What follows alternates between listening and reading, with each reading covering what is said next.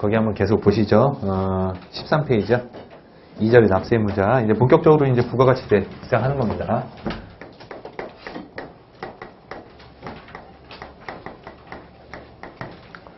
부가가치세 납세의무자는 사업자라고 표현합니다. 사업자. 부가가치세는 누가 내야 되는 거냐? 우리 소비자는 담세자고요. 담세자. 유통 과정에 있는 사업자가 우리 담세자로부터 거래 징수를 해가지고서 갖다가 세금을 낸다. 이런 얘기입니다. 세 부담을 지는 거는 아니에요. 납세 의무 자체만 있는 것이지 담세자는 최종 소비자입니다. 어쨌든 사업자라고 하는 사람이 세금을 이제 갖다 내는 건데 사업자의 개념은 사업자의 납세 의무자의 그 요건은 첫 번째로 이렇게 할까요? 영리 유무를 불문하고 사업자가 영리 유무를 불문하고 과세 대상이 되는 재화 또는 용역을 사업상 독립적으로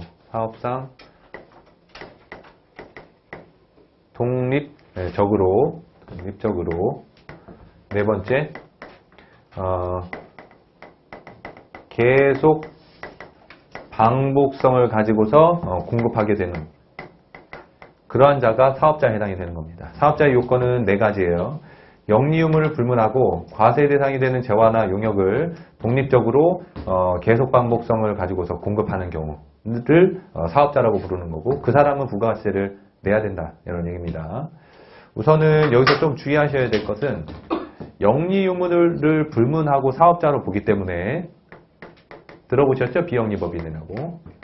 비영리 법인도 납세 의무자에 해당이 되는 거예요. 사업자로 보는 거니까. 비영리 법인도 사업자에 해당이 되는 거고요. 과세 대상이 되는 재화나 용역을 공급하는 경우에만 사업자가 과세 대상의 재화나 용역을 공급하는 경우에만 납세 의무자로 되기 때문에 과세 대상이 아닌 면세 대상의 경우에는 여기 납세 의무가 부과되지 않습니다. 그래서 면세 대상이 되는 거를 열거하고 있어요. 열거. 면세 대상이 되는 거를 열거하고 있어서 그 열거되는 면세 대상을 뺀 나머지를 과세 대상이라고 보는 것이고요.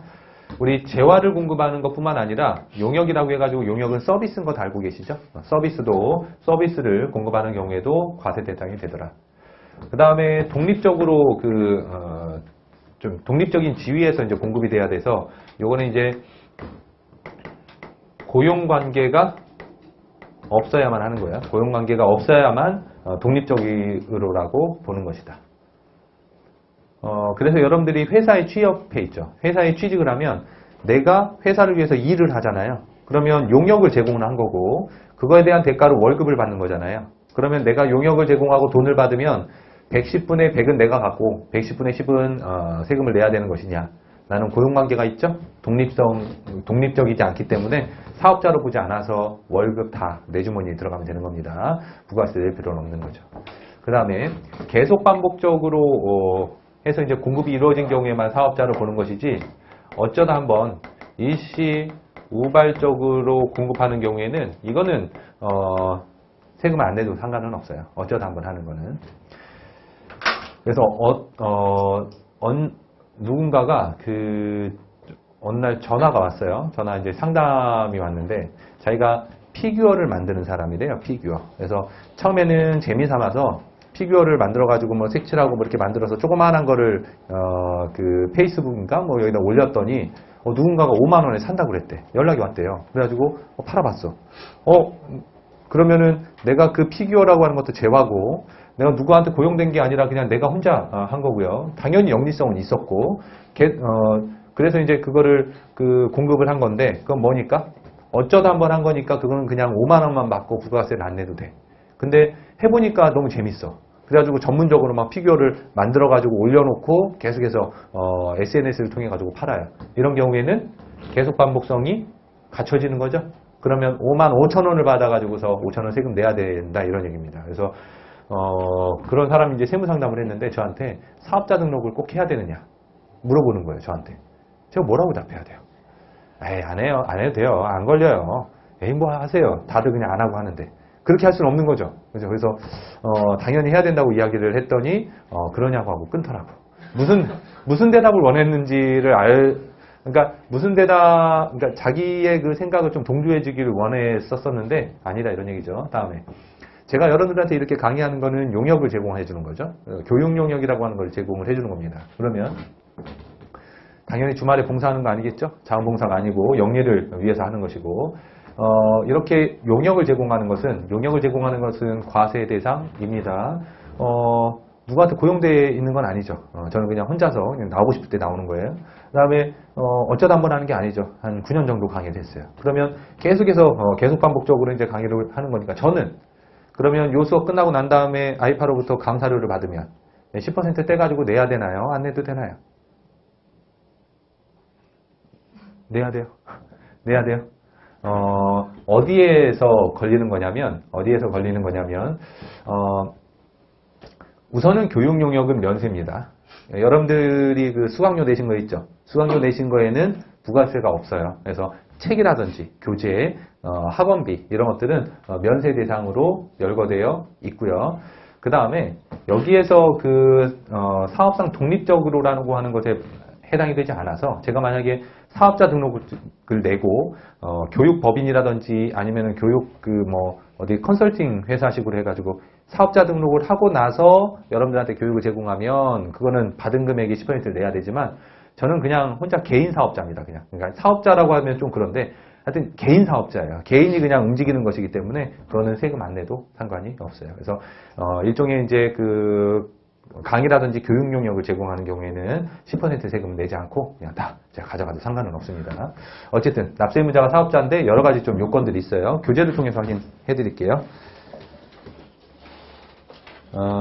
로마자 2번 볼까요? 로마자 2번. 1번에 보면 납세의무자의 개념과 유의점 해서요. 양가로 1번 납세의무자의 개념. 부가세법상 납세의무자란 다음에 해당한 자로서 부가세를 납부한 의무가 있는 자를 말한다. 사업 목적이 영리든 비영리든 관계없이 불문하고 사업상 독립적으로 사업상이라고 하는 거는 이게 이제 계속 반복적이다라고 하는 말이 그 사업상이라고 하는 개념이에요. 독립적으로 과세 대상이 되는 재화 또는 용역을 공급하는 자. 이하 분절에서는 이러한 자를 사업자라고 한다. 그래서 사업자의 개념입니다. 그래서 사업자가 납세의무자가 된다. 이런 얘기고요. 그 다음에 동그라미 2번을 보시면 재화를 수입하는 자 이렇게 돼 있죠. 재화를 수입하는 자는 왜 갑자기 부가가치세 납세의무자가 되는 거냐? 부가가치세 납세의무자는 원칙적으로 사업자인데 이러한 사업자 말고도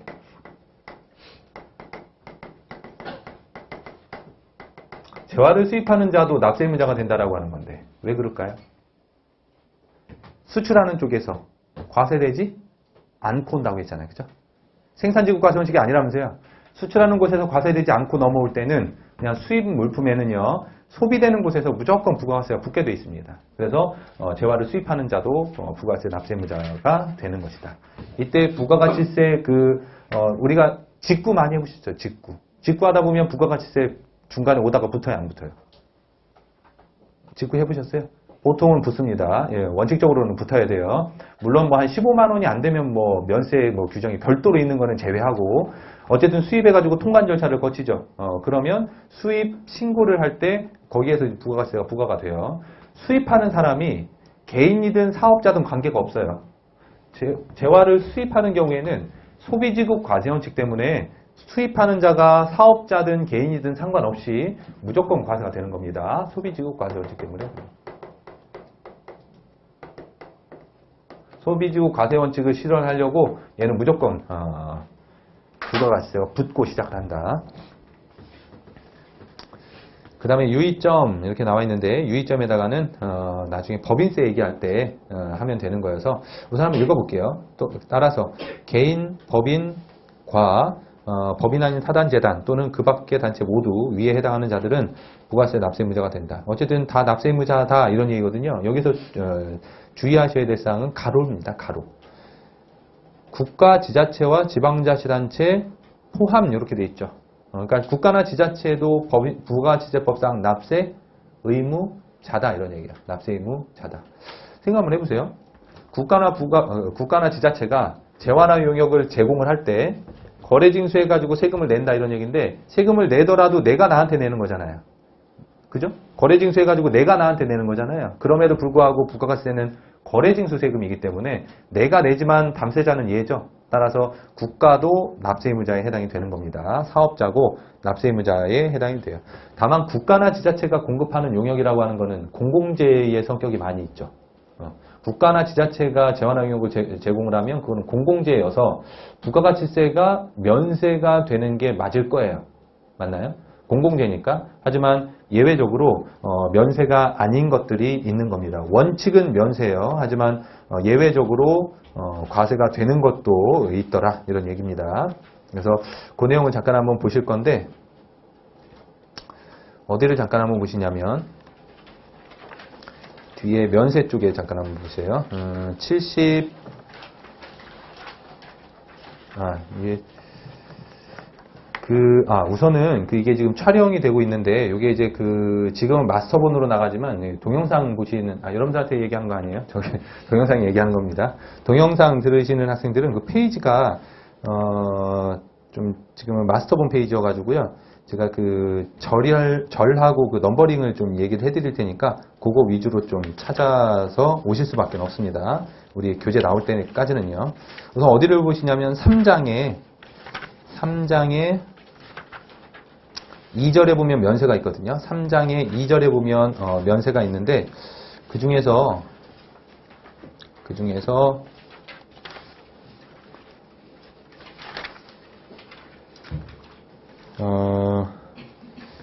이게 우리 마스터본은 77페이지예요. 마스터본은 77페이지 펴시고 3장의 2절에 로마자 4에 번호 4번.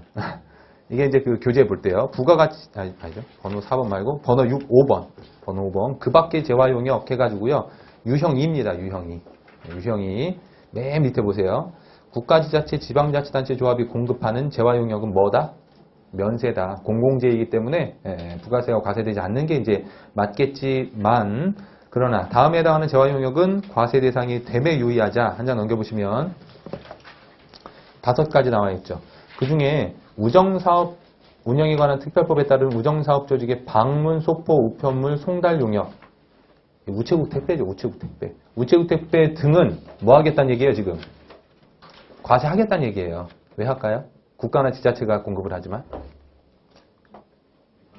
과세 형평 때문에 그런 거죠. 그죠? 일반 택배보다 만약에 얘를 면세로 그대로 놓으면 10% 쌀 거 아니에요. 그죠? 그러니까 과세 형평을 위해서 국가나 지자체가 공급하는 재화용역이지만 과세 대상으로 예외적으로 둘 뿐이다 이런 얘기입니다. 어쨌든 국가나 지자체도 사업자, 납세의무자다 아니다? 납세의무자다 이런 얘기예요. 다시 원위치로 돌아오시죠. 1장 2절에 지금 로마자 2번 얘기를 하고 있는 겁니다. 나머지 양가로 3번은 그냥 가볍게 읽어보시고 한 장 넘겨보시면 2번에 보시면 사업자의 요건이 있네요. 사업자의 요건을 보시면 거기 이제 영리성을 띄어야 된다. 주의하셔야 돼요. 부가가치세법상 사업자는 영리목적 유무와는 무관하다 이런 얘기입니다. 그래서 영리법인은 당연히 사업자에 해당하고 부가세 납세의무자가 되겠지만 비영리법인도 부가세 납세의무자가 된다. 아셨죠? 틀린 말로 많이 나옵니다. 그 다음에 양가류번에 사업성이 있어야 된다. 이는 적어도 부가가치를 창출할 수 있을 정도의 사업 형태를 갖추고 사회통념상 인정이 될 수 있는 정도의 계속 반복적으로 재화용역을 공급하게 되면 사업성이 있다고 할 수 있다. 제가 이제 부가가치를 내지 않는 이유는 사업 형태를 갖추지 않고 혼자서 움직이기 때문에 그래요. 아셨죠? 제가 이제 부가세를 안 내도 된다고 했는데 여기에 이제 걸리게 된다. 참고만 하시고요. 그 다음에 독립성을 갖춰야 된다. 이는 인적 기준과 물적 기준으로 구분할 수 있는데 인적 기준이나 이란 타인에게 고용 종속되지 않아야 된다는 것이고 물적 기준이란 주된 사업에 부수되는 등 다른 사업의 연장이 아닌 별개의 것이어야 된다. 참고만 하세요. 심학습도요. 참고만 하셔도 되고요. 오른쪽에 과세 대상이 되는 재화 또는 용역을 공급하는 자 또는 과세 대상인 재화를 수입하는 자가 납세의무자가 된다.